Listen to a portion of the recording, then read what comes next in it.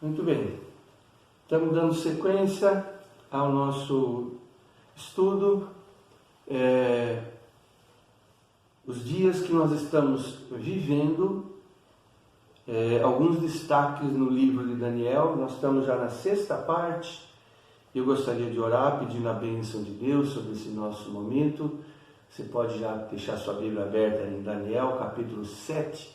A gente vai estar fazendo alguns destaques desse capítulo, um capítulo importantíssimo. Estamos bem no meio do livro de Daniel e eu tenho certeza que vai ser uma bênção para mim, vai ser uma bênção para você também.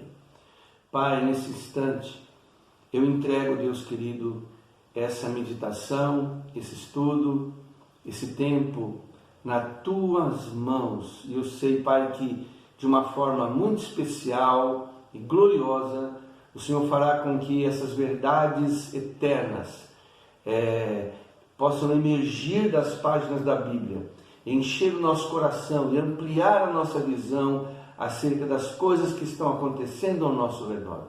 Eu te louvo porque o Espírito Santo é quem nos ilumina, quem prometeu nos guiar em toda a verdade, e Ele fará isso nessa hora. Eu te agradeço em nome de Jesus. Amém. Muito bem.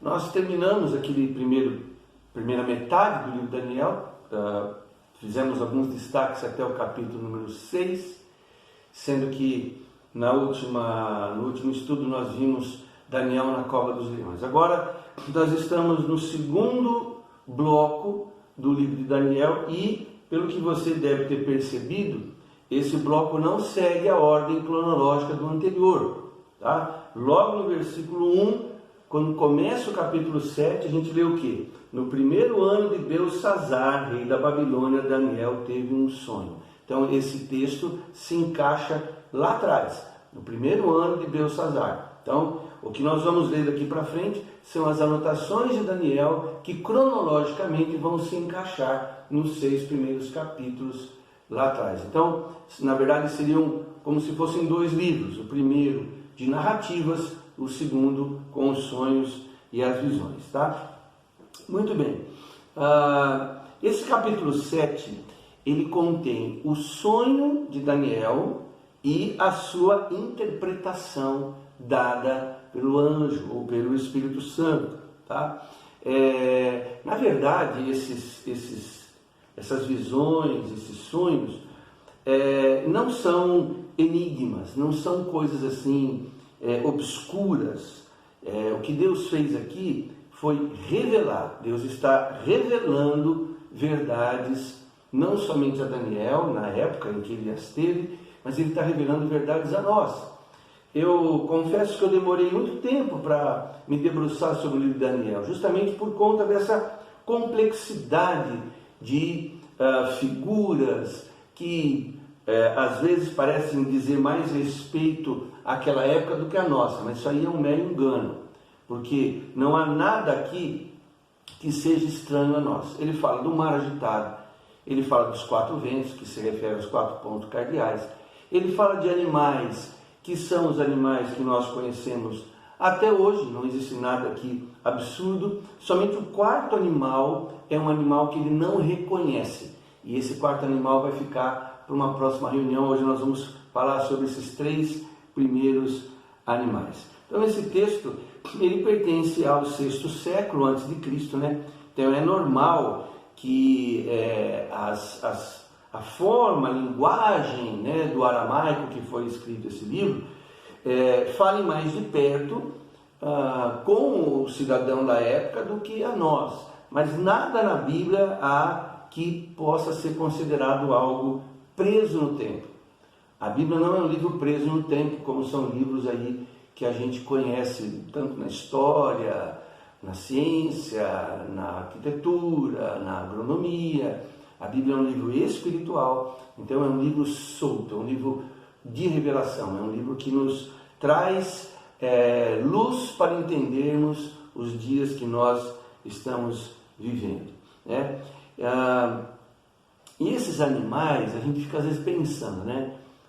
Por que Deus usou esses animais aqui para revelar a Daniel? O animal, na Bíblia, ele tem um papel muito importante. A gente vai ver lá, logo com Adão e Eva, eles pecam.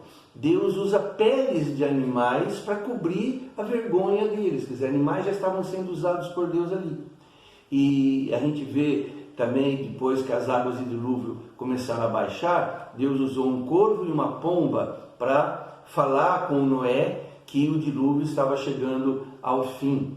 A gente vai ver também todo o sistema sacrificial, Deus usando o sangue de animais. A gente ouve também de Deus usar a mula para falar com Balaão, um peixe para levar Jonas para dentro do propósito de Deus. A gente vem para o Novo Testamento, a gente vê um galo, né, trazendo uma verdade eterna para o coração de Pedro, né, após ele haver negado Jesus, e uma víbora que pica a mão de Paulo e dá a ele, aos olhos dos outros, a credencial de que ele era realmente um servo de Deus.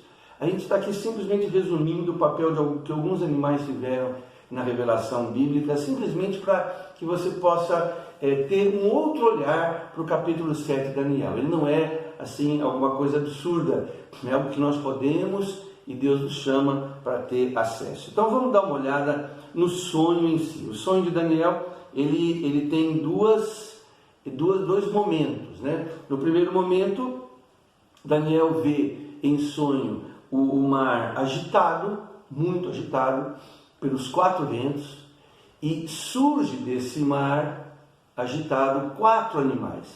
Tá? Esses animais, eles são reconhecidos, né, por Daniel, são semelhantes aos que a gente conhece hoje, exceto o 4º animal que ele não reconhece, não identifica como nada conhecido, simplesmente o chama de aterrorizante. Tá? E esse sonho, ele tem a sua interpretação. No capítulo 7 mesmo, no verso 16 e 17, o que a gente lê? A gente lê o seguinte: então me aproximei de um dos que ali estavam e lhe perguntei o significado de tudo aquilo que eu tinha visto. E ele me respondeu dando-me esta interpretação: os 4 grandes animais são 4 reinos que se levantarão da terra. Então percebe que não há interesse em Deus e isso seja uma coisa presa, alguma coisa encapsulada, algo assim secreto. Deus está trazendo aqui não só o sonho, mas também a Daniel a sua interpretação. Então nesse primeiro momento ele tem uma visão da terra, ele tem uma visão de coisas que acontecem aqui, né? O mar agitado, ondas, ventos e animais surgindo. Num segundo momento, ele tem uma visão do céu. Isso está do versículo 9 ao versículo 14. Ele tem essa visão do céu com tronos sendo colocados, um ancião assentado, né, servido por milhões de pessoas, e um julgamento que vai começar, né? E aí a gente está vendo aí o julgamento, né? Um chifre do último animal, do 4º animal, né, foi lançado no fogo. Isso nós vamos ver no nosso próximo estudo. E é visto ali, né, alguém semelhante a um filho de homem vindo com as nuvens do céu. Capítulo 7, versículo 13. Dá uma referência clara a Jesus Cristo, que recebe autoridade sobre toda tribo, língua, povo e nação. O domínio será eterno e jamais passará. Então o sonho que ele tem é esse, tá? Animais que surgem do mar, simbolizando reinos sendo levantados, e no final um julgamento onde o chifre do 4º animal ele é lançado no fogo, ele é condenado, e então Cristo vai reinar, aquele que é semelhante a um filho de homens, né? A revelação de Cristo no Antigo Testamento, ele reina e o seu reino jamais se acabará. No capítulo 7, no versículo 18, a gente lê: mas os santos do Altíssimo receberão o reino e o possuirão para sempre, sim, para todo o sempre. Então, esse é o sonho de Daniel. Pois bem, a gente vai pensar um pouquinho nesses animais, porque esses animais têm um papel importante nesse sonho. Eu espero não me estender muito. Então, vamos lá, os 3 animais. O primeiro animal, e a gente vai, se tudo der certo, nós vamos colocar uma figura para você visualizar os animais, tá certo? Então, primeiro animal. Esse primeiro animal, ele tem a aparência de um leão com asas. Esse primeiro animal, ele tem a aparência de um leão alado.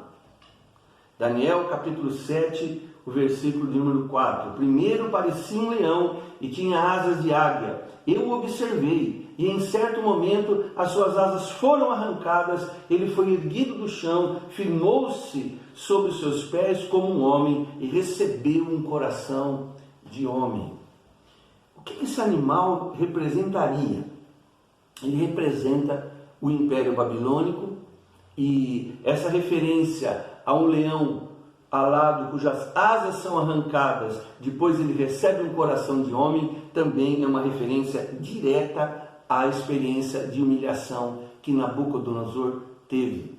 Nabucodonosor, nós já vimos aí, ele se envaideceu e ele acabou sofrendo de uma doença psicológica que o levou a se tornar como um animal. Então imagine ele sendo forte como um leão, voando para onde ele queria, e o trabalho dele, o governo dele voando, de repente as asas são arrancadas, ele perde essa capacidade. Mas o sonho aqui é bem resumido, a visão é bem resumida, ele voltou a receber um coração de homem, essa é a experiência de Nabucodonosor. O Império Babilônio, ele existiu de 606 a 539 a.C., foram 67 anos do Império Babilônio, tá? E a Bíblia diz, nós temos também o livro de Jeremias, que é contemporâneo, e Jeremias também profetizou sobre Babilônia. Jeremias capítulo 4, versos 6 e 7 diz, isso aqui é uma prova, que comprova que esse leão alado era realmente o Império Babilônico. Ergam o sinal indicando Sião, fujam sem demora em busca de abrigo, porque do norte, é a posição exata de onde está o Império Babilônico, do norte eu estou trazendo desgraça e grande destruição. E presta atenção, um leão saiu da sua toca, um destruidor de nações se pôs a caminho. Jeremias está profetizando a invasão de Israel por Nabucodonosor, esse leão que Daniel vê no sonho saindo do mar. Haja visto que esse mar agitado representam as nações, e Deus usa essa figura porque as nações, assim, elas são como o mar. Quem já esteve numa escuna, passeando de escuna, na praia, sabe como as ondas são. O mar, ele parece reto, mas quando você está num barco, as ondas elas chegam a ter 4, 5, 6 metros, e o barco sobe e desce. É uma forma a maneira como Deus vê as nações. Uma hora uma está embaixo, outra está em cima, elas oscilam, um império surge e cai, o outro surge e cai, um líder aparece, depois é vencido, é derrotado. Então, essas ondas do mar, então Daniel vê o primeiro animal, que é esse leão com asas. Então vamos lá. O segundo animal que ele vê está no versículo 5. A seguir, vi um segundo animal que tinha a aparência de um urso. Ele foi erguido por um dos seus lados, e na boca entre dentes tinha 3 costelas. Foi-lhe dito, levante-se e coma quanta carne puder. Esse urso que surge, ele ergue-se por um dos seus lados. E isso é uma referência ao Império Medo-Persa, porque os persas eram mais fortes, tinham mais exército, tinham mais habilidade que os medos. Então, esse urso levantando de um dos seus lados representa a diferença que existia entre os medos e os persas. O império foi dos medos e dos persas. Os dois estiveram à frente do mundo nesse período, porém os persas um pouco mais à frente, um pouco mais aparelhados, um pouco mais sábios. E essas costelas que aparecem na boca do urso são uma referência às 3 principais vitórias ou 3 principais conquistas do Império Medo-Persa que aconteceu entre 538 e 331 a.C. Nós estamos tendo uma história de uma escola aqui, uma aula de história universal, né? Então, de 538 a 331 a.C., 207 anos, o Império Medo-Persa dominou o mundo. Então, essa é a realidade do terceiro animal. Eu tenho aqui uma anotação: a força e a ferocidade fazem parte de quase todas as vezes em que a Bíblia usa a figura de um urso. A magnitude poderosa se ajusta bem aos grandes exércitos persas. Disse que o imperador Xerxes comandou 2,5 milhões de homens quando atacou a Grécia. Por isso que o Império Medo-Persa é representado por um urso, pela força, pela grandeza, por ser amedrontador. E essas 3 costelas, as 3 conquistas. Em 546 conquistou a Lídia, em 539 conquistou a Babilônia e 525 a.C. conquistou o Egito. Pois bem, vamos para o terceiro animal, né? Esse terceiro animal, com aparência de leopardo, é uma referência ao Império Grego. Vamos ver lá o versículo 6. Depois disso, vi um outro animal que se parecia com um leopardo. Nas costas tinha 4 asas, como as de uma ave. Esse animal tinha 4 cabeças e recebeu autoridade para governar. Pois bem, por que o Império Grego?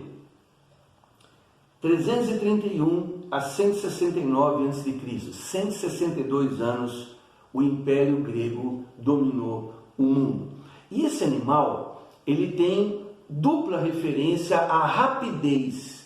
Primeiro, o leopardo. O leopardo é muito mais rápido que o leão é lento, o urso também é lento, mas o leopardo é muito rápido. Agora, você imagina um leopardo alado, um leopardo que, além de ser rápido por natureza, ele ainda tem asas. Então, há uma referência explícita à rapidez com que esse animal se desloca. Isso, gente, é uma referência clara, inequívoca às conquistas de Alexandre o Grande. Alexandre o Grande, ele é conhecido como alguém que em pouquíssimo tempo conquistou o mundo. Ele se tornou um personagem lendário. Para nós termos uma ideia, academias militares no mundo, até os dias de hoje, ensinam as táticas que Alexandre o Grande empreendeu naquela época. A gama de conquistas militares que ele conseguiu é tão desproporcional aos exércitos que lutaram antes dele e depois dele, em pouquíssimo tempo. Ele é considerado um estrategista ousado, atrevido. Ele fez avanços impressionantes. Se você puder pesquisar, eu creio que muita gente agora com acesso à internet, procura lá Alexandre o Grande. Ele inclusive morreu muito cedo, ele morreu com 32 anos. Ele viveu pouco e conquistou desproporcionalmente muito mais do que outros que o precederam e que vieram até depois dele, né? Então, ele teve como o seu tutor, o seu professor, o seu mentor, Aristóteles. Então, além de ele ser uma pessoa hábil, ousada, jovem, né, com uma visão estratégica incrível, ele teve todo esse assessoramento desse grande filósofo. Então, a gente percebe que há realmente uma clareza na Bíblia. Daniel previu, através desse sonho, o surgimento desses 3 grandes impérios da história do mundo, da história universal. Agora, e as 4 cabeças desse leopardo? A gente sabe também que o Império Grego, ele sofreu divisões, e por causa dessas divisões ele se desfez. Então foram 4 divisões. Ele foi dividido em 4 pequenos e menores impérios depois da sua morte. Assim que ele morreu, alguns generais assumiram posições, porque era algo monstruoso, o império era muito grande para uma pessoa só, e nem todos tinham a habilidade de Alexandre, então ele foi partido em 4 pedaços nessa administração, e aí ele veio a desaparecer. Daniel, no capítulo 8, verso 21, vamos dar uma olhada lá, verso 21 e 22, ele fala assim, o bode peludo é o rei da Grécia, e o grande chifre entre os seus olhos é o primeiro rei. Os 4 chifres que tomaram lugar do chifre que foi quebrado são 4 reis. Seus reinos surgirão da nação daquele rei, mas não terão o mesmo poder. Percebe como o próprio livro de Daniel interpreta a própria realidade do sonho. Mais para frente, Daniel vai ter uma outra visão, um outro sonho, e ele sonha de novo com a questão do Império Grego. Deus vai dando mais detalhes sobre isso. Então, o Império Grego desaba, acaba, porque com a morte de Alexandre, 4 reis surgiram no lugar e não tinham o mesmo poder. E aí fica para nós essa questão. O que a ascensão e queda desses impérios tem a ver com a nossa fé? Nós vamos deixar propositalmente o 4º animal para um próximo estudo, exatamente porque esse 4º animal é uma revelação especial de Deus para os dias que nós estamos vivendo, aí da Idade Média, Idade Antiga, Idade Média para cá. Mas o que a ascensão e queda desses impérios tem a ver com a gente hoje? Os animais que surgem do mar, eles simbolizam, como eu já disse, as nações, os líderes terrenos. Como o leão, o urso e o leopardo, esses líderes, esses presidentes, esses primeiros ministros, eles são erguidos pelas suas próprias forças. Eles surgem no cenário mundial porque foram pessoas articuladas, porque se venderam em algum aspecto, porque compraram algum tipo de influência. Então, o mundo tal qual ele está, os líderes, os presidentes, os dominadores, os ditadores, eles surgem no cenário do mundo a partir de várias coligações, com a própria força que eles têm. O leão com a sua própria força, o urso com a sua própria força, o leopardo com a sua capacidade de velocidade. Então, são impérios que não foram levantados por Deus, ou não foram levantados para Deus. Foram levantados justamente como as ondas do mar, agitada pelos ventos. Então, quando a gente percebe, mesmo no nosso país, surge um político de direita, surge um político de centro, surge um político de esquerda. Quando a gente vê, por exemplo, as nações comunistas, eu vivi para ver a Rússia, a antiga União Soviética, quando eu me converti em 1980, 1981, como nós ouvíamos falar daquela Guerra Fria, e hoje isso não existe mais. O Muro de Berlim foi derrubado, o império que a Rússia pretendia de conquistar o mundo simplesmente acabou. Nós vimos que a partir de então muitas guerras, muitas pessoas tentaram se levantar ali nas antigas repúblicas que faziam parte da União Soviética. Houve muita guerra, nós víamos guerra todos os dias na TV, e até hoje a gente vê, o norte da África, quantos problemas no Oriente Médio, mas tudo isso são líderes que surgem, se levantam com as suas próprias forças, o seu tempo é predeterminado e não mais haverá um domínio completo, exceto o do anticristo. A gente vai ver isso mais para frente. E o definitivo, que será de nosso Senhor Jesus Cristo.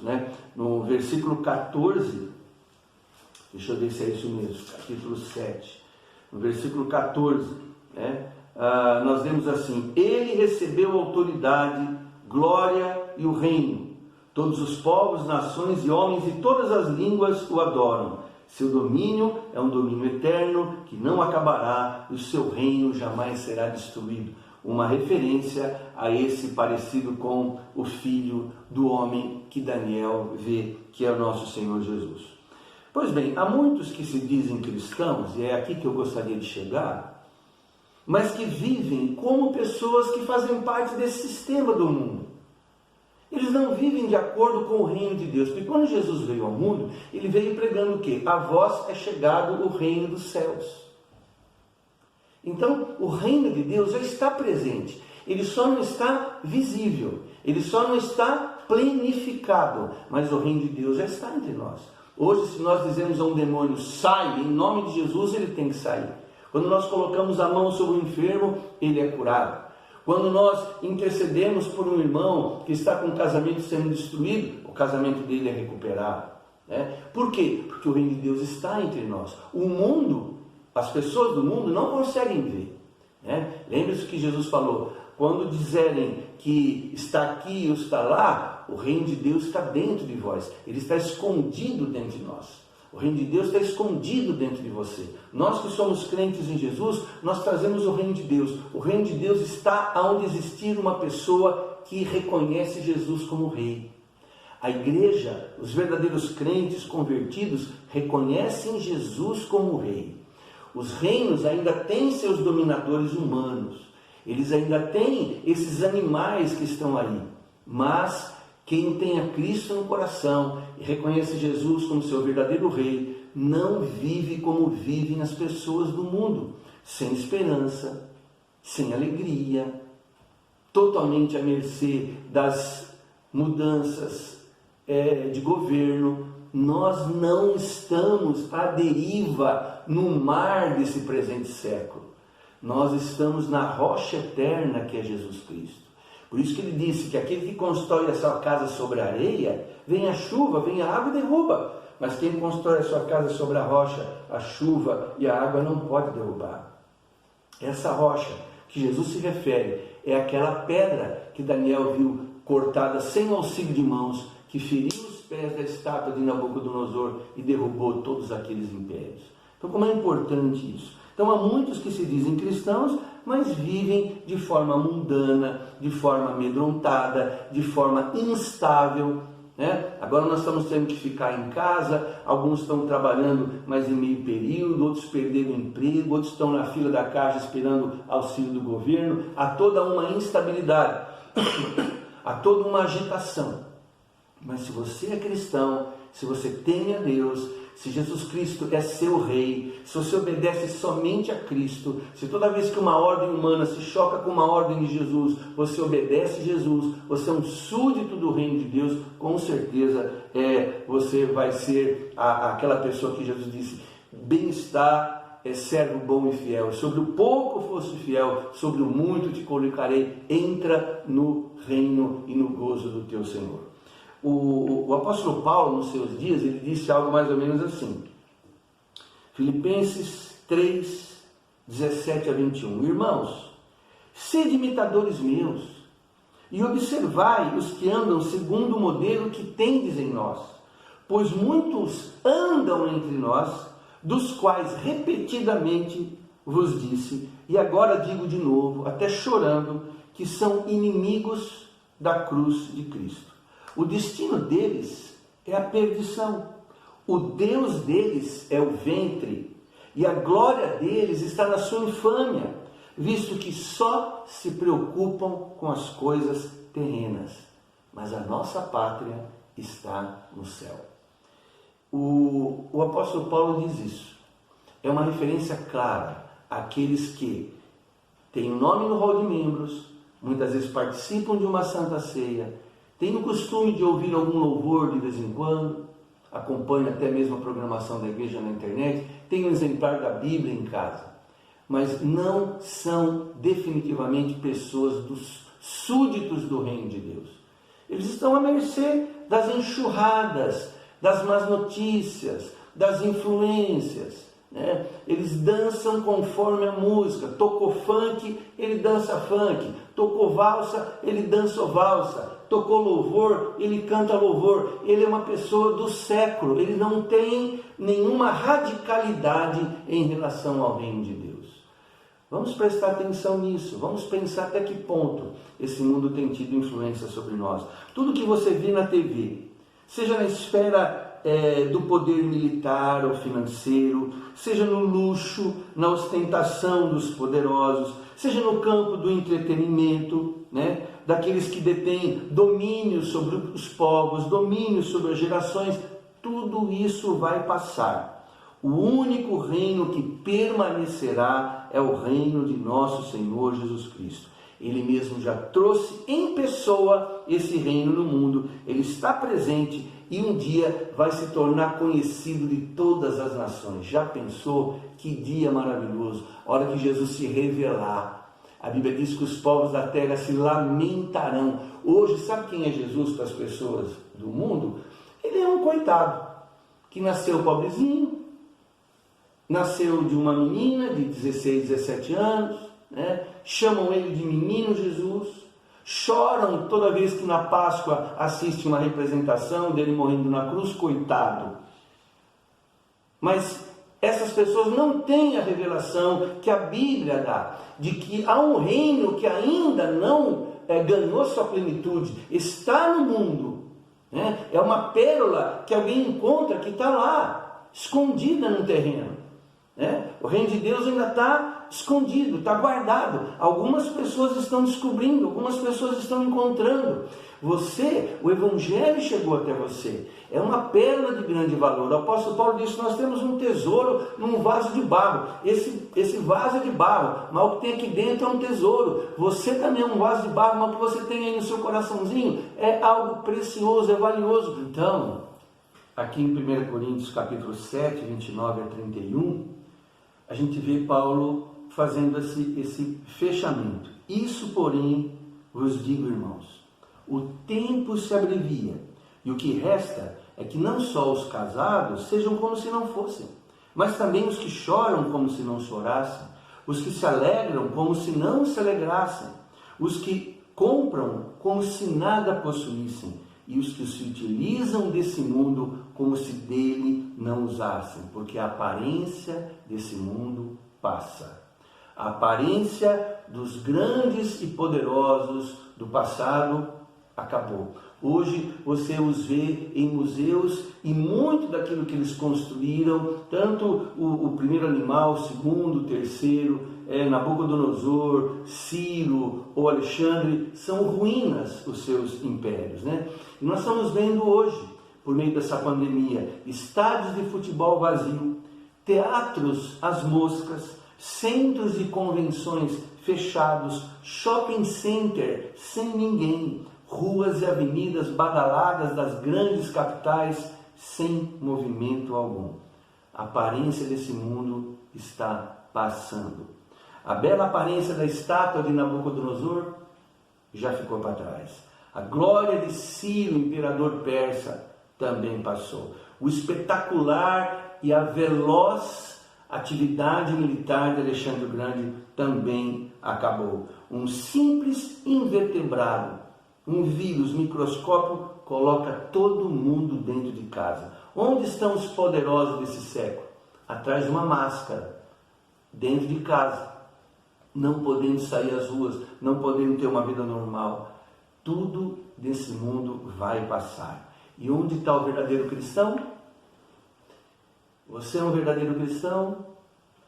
Somos cristãos?